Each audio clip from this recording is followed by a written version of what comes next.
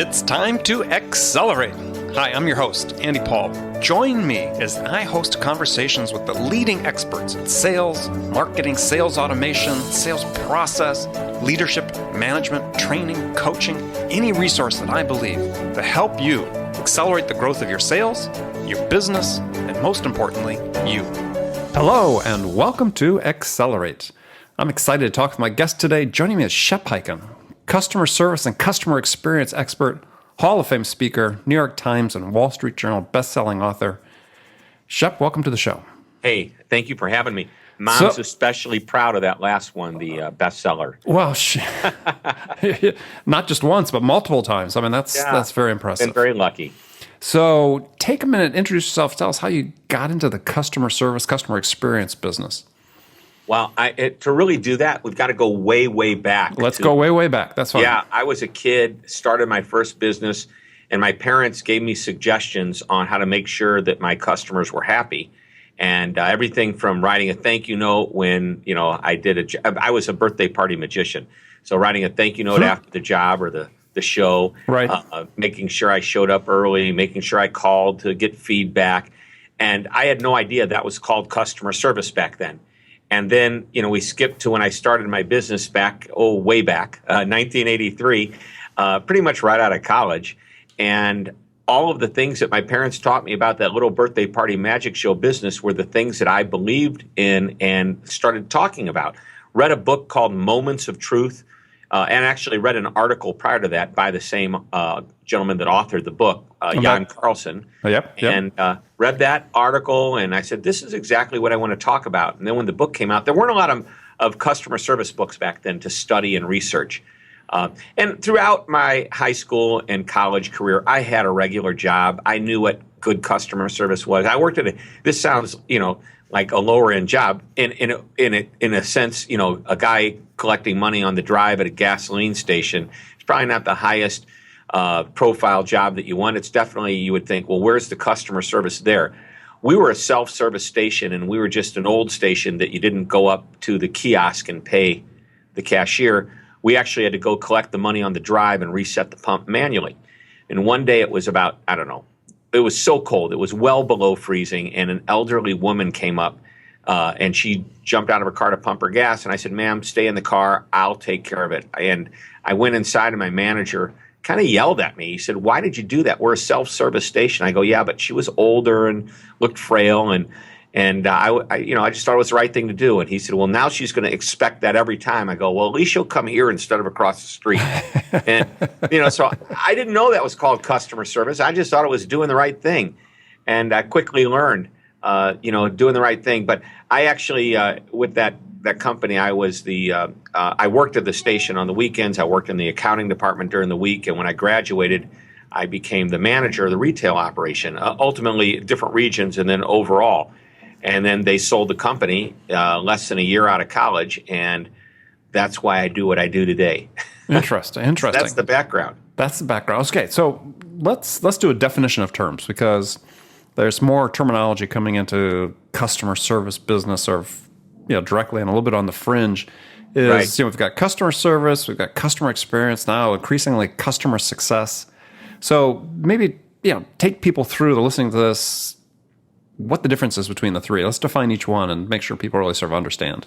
Sure. And let's start with customer service, because I think that was the first of the three terms, right. Not just in your description, but that was the first. There was no customer experience. There was not customer success back when people started thinking about customer service, which is really the people-to-people interaction, the way a salesperson manages a relationship, the way a customer support person takes care of a complaint or handles a question.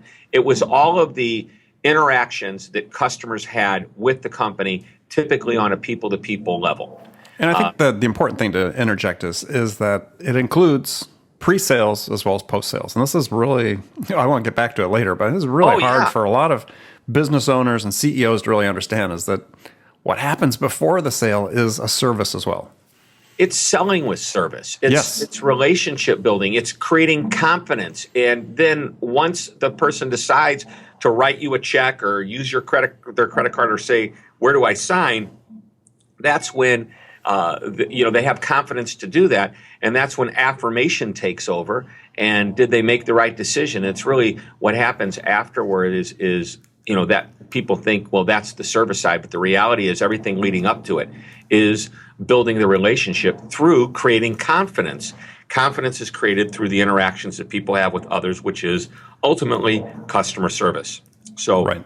Okay, that's customer service. So next one is customer experience. So when customer experience started being bantered around, I don't know how many years ago, not that many years ago, most people thought that experience and service were the same. And by the way, I was probably one of those people early on until I started to understand that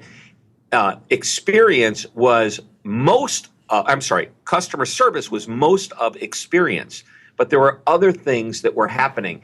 And I'll use Apple as the perfect example because Steve Jobs said he wanted the box to be part of the experience. The way a customer opened the box and saw their product wrapped and neatly placed in really interesting looking boxes. That was part of the experience.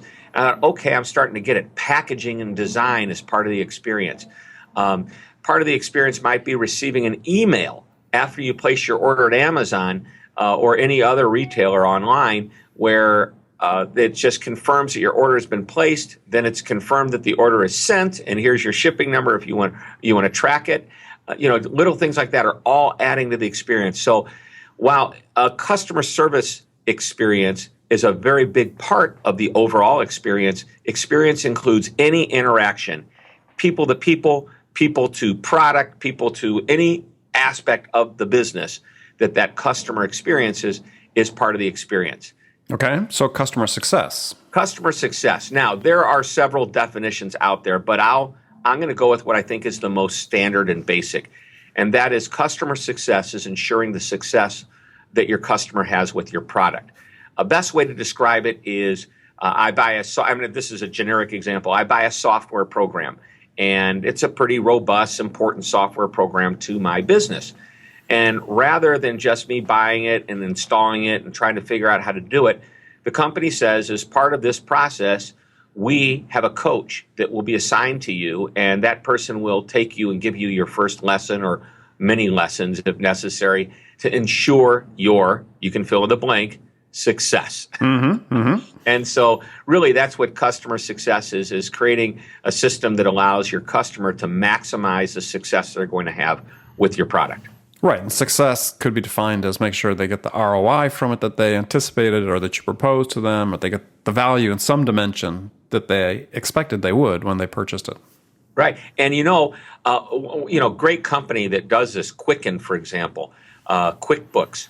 If you want to set up your system on QuickBooks, they have people that are waiting, ready to help you out. Of course, you can go to third-party groups that you can pay for that, but ultimately, they're giving you that opportunity to be successful with their product. Yeah, so the one term we haven't mentioned here in this list is customer support. Yes. So support, and that ties directly into customer service, and support is handling questions and complaints, which to me is a part of customer service, but not all of it. And unfortunately, too many companies feel that customer service is a department and not a philosophy. Yeah, it's really a philosophy in my mind. Everybody's involved.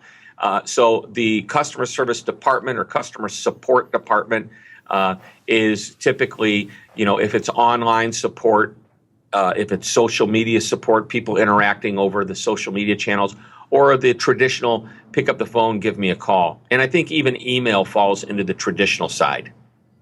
Yeah, no, I think that's right.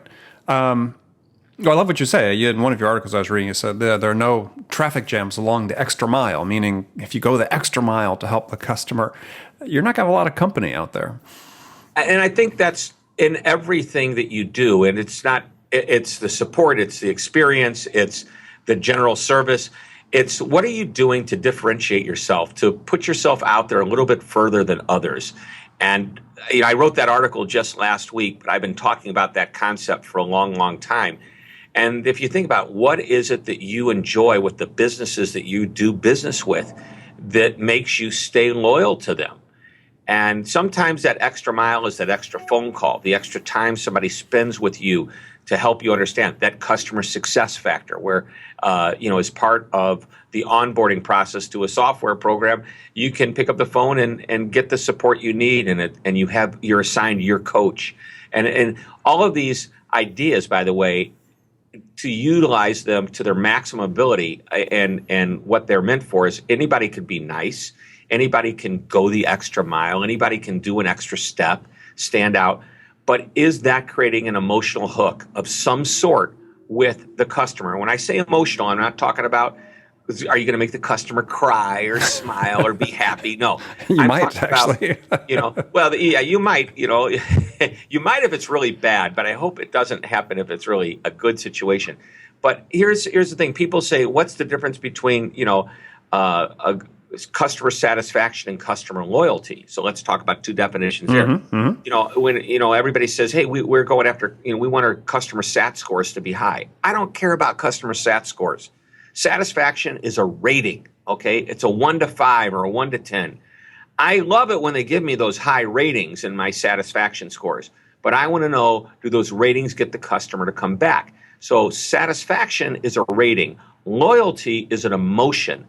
And if I do everything right and my scores are high and the relationship that my people have built with the customer, and maybe it's not even my people, maybe I've created a system online, a website, where you have enough confidence that you know that when you place that order, you're going to get that response. It's been placed. Now it's been shipped, following up to make sure I received it. All of it can be automated, but you are creating a system that gives me confidence to want to do business with you again. And customer loyalty is about that confidence that you have in the company. So it's emotional versus just a rating. Well, and I think the customers, though, they understand and appreciate what the extra mile is. And I think they get it so infrequently that there's an appreciation there. But I mean, I write about this in my books, is that, in a time where products and services are so rapidly commoditized, is being able to create a point of differentiation is really essential. So that everybody sort of looks alike out there to the buyers. The great thing about the extra mile that you talk about, or things I talk about in my books, is that this is under your control as an individual.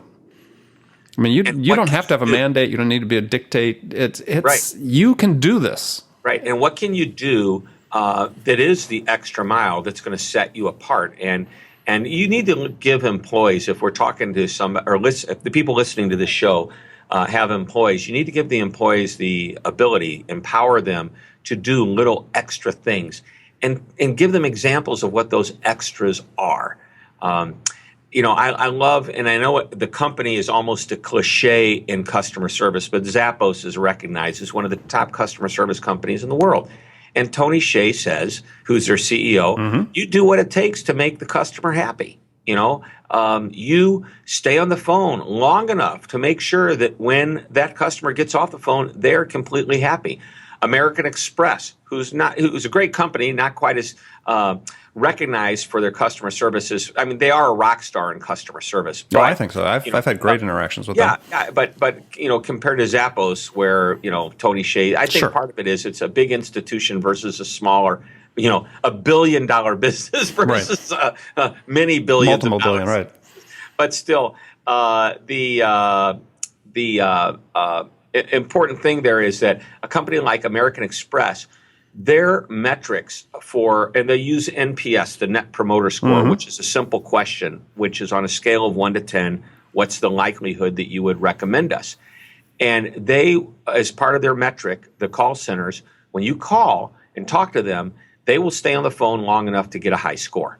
It's their goal it's the goal of the company, the culture of the company, to deliver that level of service. So they've empowered their employees at the call center level to do what it takes. Stay on the phone, ask extra questions, make sure that customer has gotten what they asked for. Even if, it seems ridiculous sometimes, but it could take longer than the average call. It doesn't matter. And ironically, the management and the leadership, some of their compensation is based on that front line's ability to create a good score, because that's the kind of company they want to be. Right. And I think that's wonderful. Yeah, where I was going to say, where other companies are engaging their managers or call centers on their call handling time. Hey, that was too long, right? Yeah, you spent too much time. What's with that greeting? Cut that down by 3 words. You get an extra 2 seconds. At the end of a day, that might be an extra, or at the end of a week, that's an extra 2-3 calls you could have made by saving a few seconds on every call. And here's the thing, and I don't know if you've ever, I use, I won't tell you the name of the wireless company that I use for my phone, but their initials are AT&T. Mm-hmm. Okay, so here's the thing about AT&T, and I love it. I'm pretty comfortable with them, and I like the service most of the time. I mean, I recognize, this is your coverage is going to go out. Sometimes it's not AT&T's fault, but when I've called them and they say, hey, I'm looking at your calling plan, and I'm noticing you don't come anywhere near to the amount that you're paying for. Would you like to save a little money? That's not what I called about. But guess what? They're adding something. I mean, I think that that's a great value add. And you know what? I really appreciate that they do that. And by the way, they probably appreciate that I'm willing to tell this story. Because overall, the service that I get from AT&T has been very good. Mm-hmm. I hope I didn't jinx myself just now. I was going to say your wireless just went out in your house, but yeah. Right, but overall, they do a pretty good job. And then they throw something like that on there. Wow, that's pretty good. And I know I've called and I've said, hey, why all of a sudden did my data charges go up? And they look at it and they go, you must have not, activated your Wi-Fi properly. You know what? We'll take that off. We see that this is not something that's happening all the time. I mean, they get it. They know what's going on. And I appreciate that. And that's that small thing. And I talk about this is that, I ask people to tell me how much did they win their last deal by? Was it 5% better? Were you 10% better? Were you 20% better? And the fact is you only have to be 1% better to get the customer business. And it's things like going along the extra mile that they are that difference they're the tiebreaker between winning or losing. Right. And I'll go a step further and say sometimes you don't have to be 1% or 5% better. You can be 5% higher. But is the value you bring to the table with the experience and the service that they receive big enough to make price less relevant? Yeah. And I was just talking about, and if they assume price was the same and the offering looked the same. Right. How do you make that decision? That there's only one way, and that's exactly what you're talking about, the service and the experience they get. Absolutely. Okay, great. Well, we're going to take a short break, come back, talk about building a culture of customer service at a company with my guest, Shep Hyken. We'll be right back. Hi, this is Andy. Connect and Sell is used by sales reps at nearly 1,000 companies, including hundreds of technology startups and several Fortune 500 companies, to overcome the challenges of getting prospects on the phone.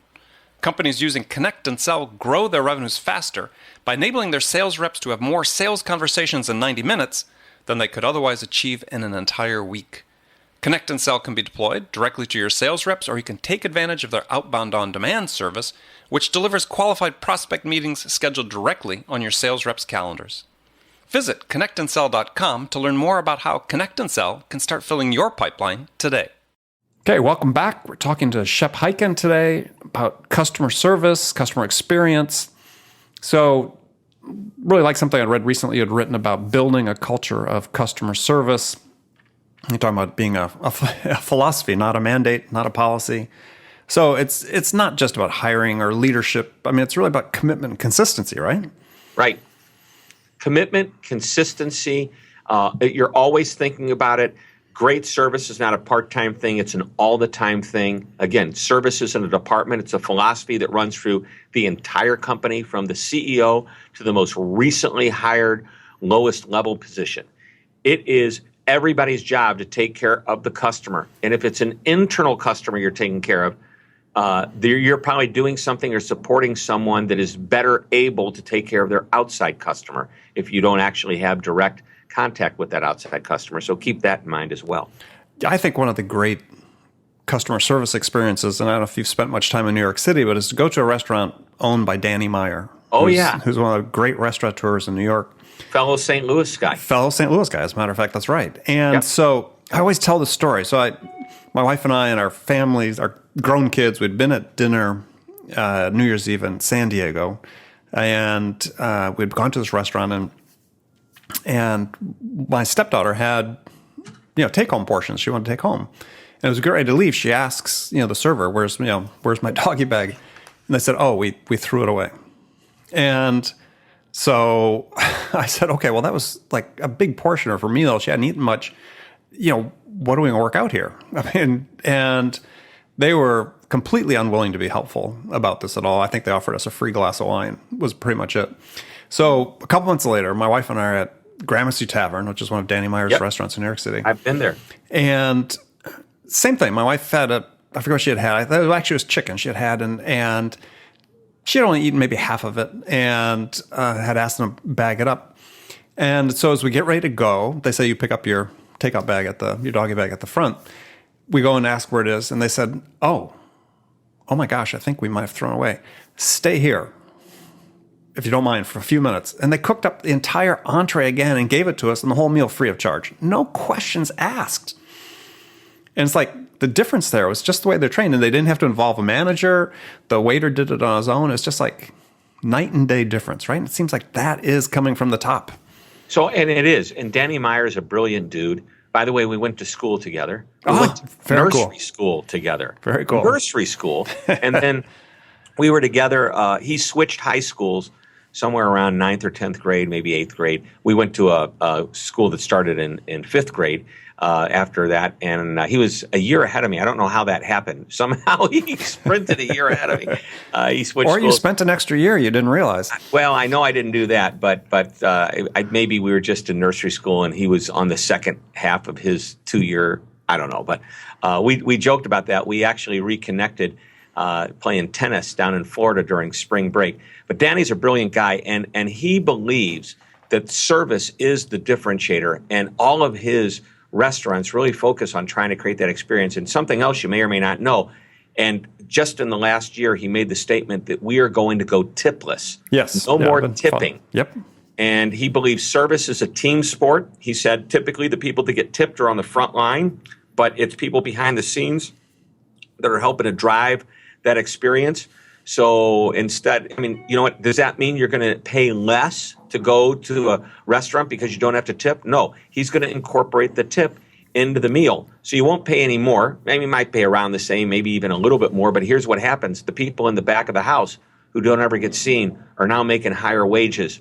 They have more invested in the job because they want to keep this job because it pays better than any other job they have in the same, industry. And they're just, I think it's doing really well. I think the jury's still out. I haven't seen a lot of reports come through, but I know that was the goal, and we haven't heard anything to the contrary. So hope he's doing well with that. Well, I think it is, but I think it's a trend that's occurring, and it's for the reason you said is if you give everybody a bigger stake in it, they're all more committed to making the experience that much better. Right.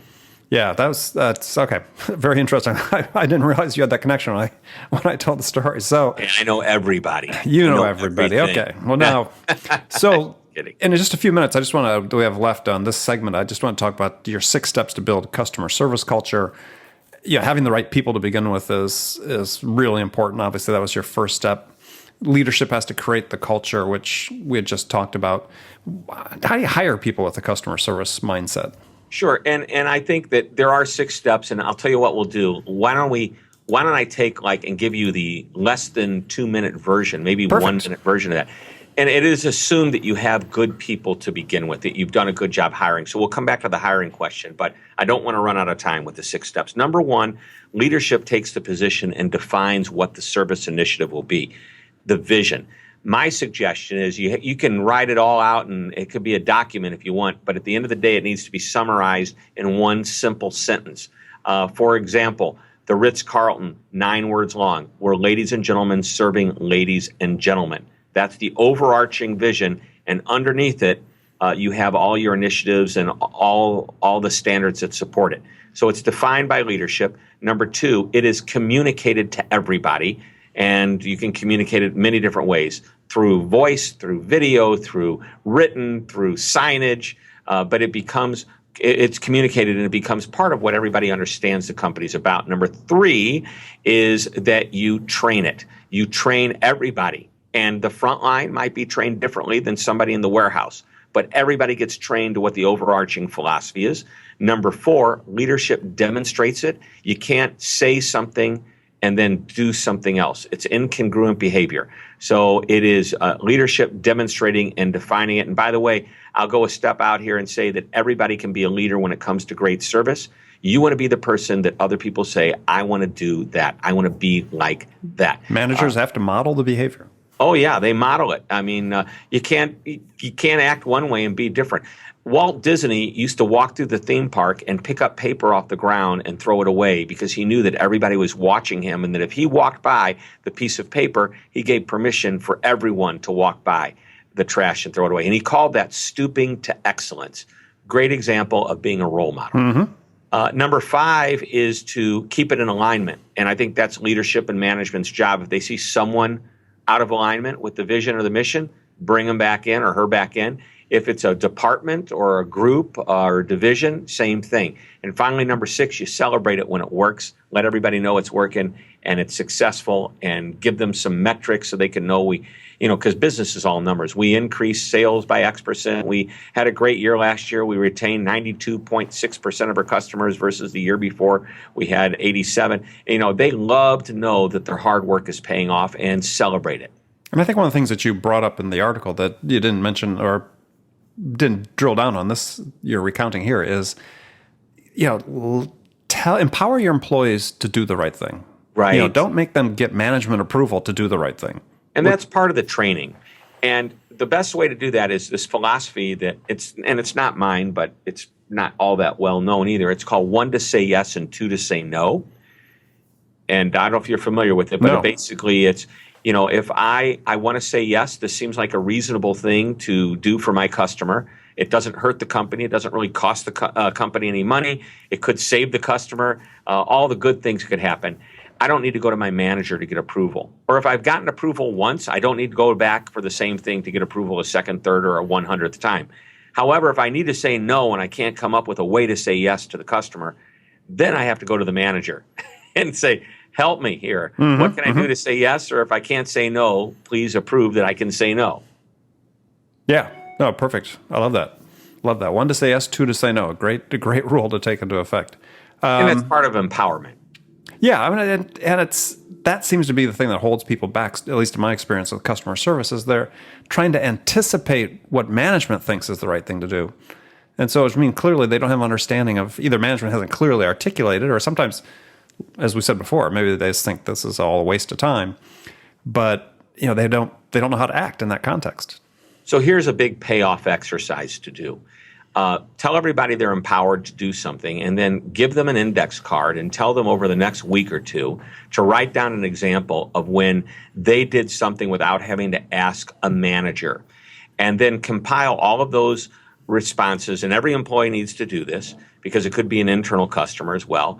And then you start looking for truly empowered employees that recognize they just did something without asking permission. You start to assemble a best practice book with these examples. And you start to train using real life, real company, your company examples. And what happens over a period of time, people start to understand there is a line in the sand that they don't want to cross, but they're now learning how far they can get toward that line, how close they can get to it before they know that they're crossing it. If somebody crosses it, well, that's a story, and there's a learning opportunity there. But if they're not getting close enough to the line, they need to also teach that or treat that as a learning opportunity. Got it. Well, good. Well, I really appreciate this input. We're going to move to the last segment of our show, and in a minute, we'll give you a chance to tell people how to get hold of you. So here's the first question I have for you is standard questions I ask all my guests. It's a hypothetical scenario. And in this scenario, you, Shep, have just been hired as the new sales leader at a company whose sales have stalled out and not making the progress they want. They want to get unstuck desperately. So they're looking to you. What 2 things would you do your first week on the job that could have the biggest impact?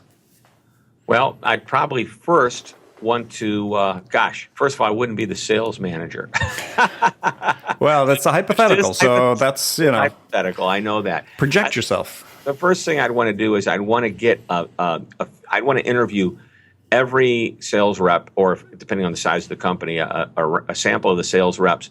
Why are we stalling out? What's going on? What's your feeling? What do you feel the culture is here? What's the sentiment here at the company? I want to know what's happening there.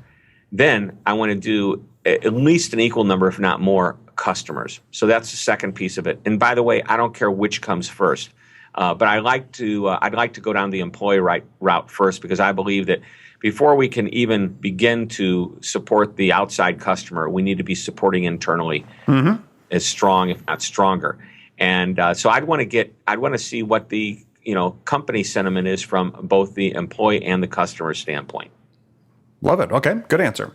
So now some questions. You can give me one-word answers if you want, or you can elaborate if you wish. And the first one is, when you, Shep, are out selling your services, what's your most powerful sales asset? Yes. No, he said one word.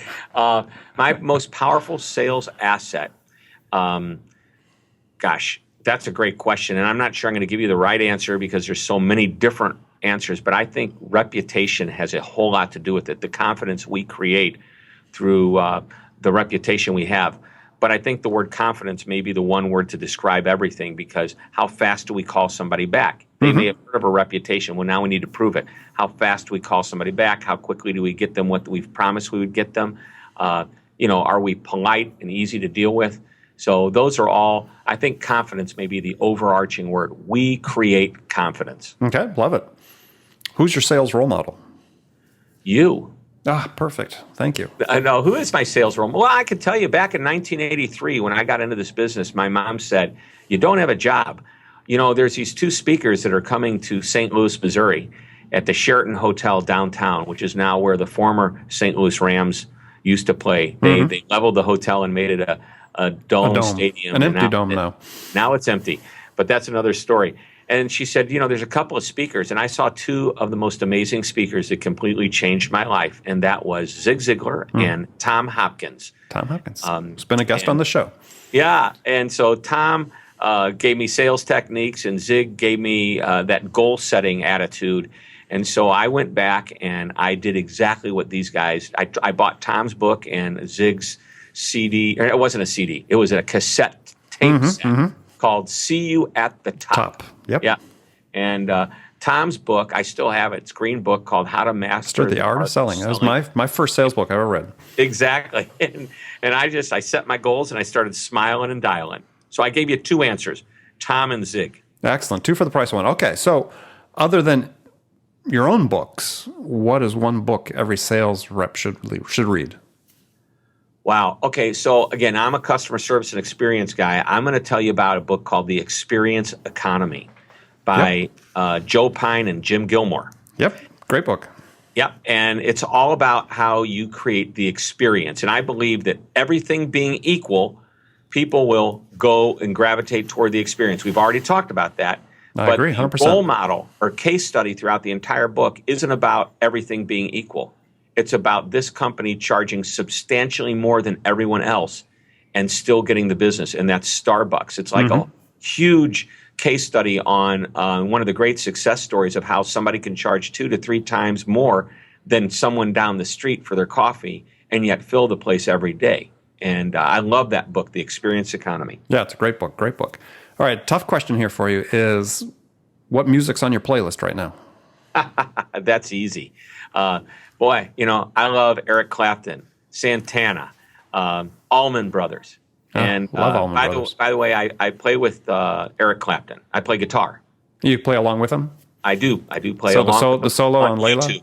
On YouTube. On YouTube, I listen to him every night and play along with him on YouTube. I love it. But seriously, those are some of my favorites. And John Mayer. I'm a blues rock kind of a guy, so been playing guitar for a lot of years, and those are some of my favorite bands. Excellent. Well, good. Well, I want to thank you for joining me today. My guest has been Shep Hyken. Shep, let people know how they can find out more about you.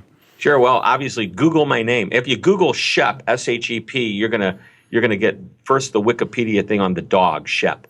And then I should be right behind that. But seriously, if you go to www.hyken.com or shephyken.com, you'll find me. Or just Google my name, Shep Hyken. Excellent. Well, Easy. good. Thank you very much for being here. Hey, a pleasure. Thank you for having me. And remember, friends, make it a part of your day every day to deliberately learn something new to help you accelerate your success. And one easy way to do that is to make this podcast accelerate a part of your daily routine on your commute, in the gym, or at your morning sales huddle. Then you'll make sure you don't miss any of my conversations with top business experts like my guest today, Shep Hyken, who shared his expertise about how to accelerate the growth of your business. So thanks for joining us. Until next time, this is Andy Paul. Good selling, everyone. Thanks for listening to the show. If you like what you heard and want to make sure you don't miss any upcoming episodes, please subscribe to this podcast on iTunes or Stitcher.com. For more information about today's guest, visit my website at andypaul.com.